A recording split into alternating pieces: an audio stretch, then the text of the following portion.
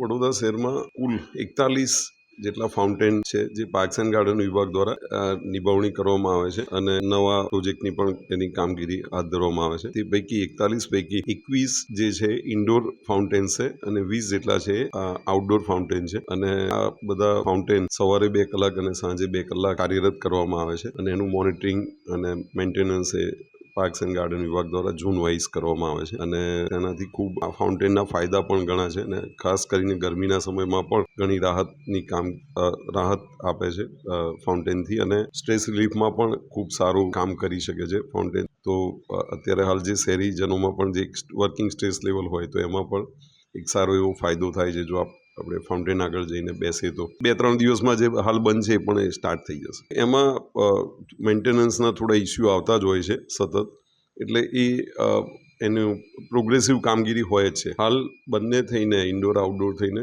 કુલ 32 જેટલા વર્કિંગ કન્ડિશનમાં છે, 9 જેટલા છે મેન્ટેનન્સમાં છે, અને એ પણ 2-3 દિવસમાં કામ એટલે એ ફાઉન્ટેન ઓન થશે.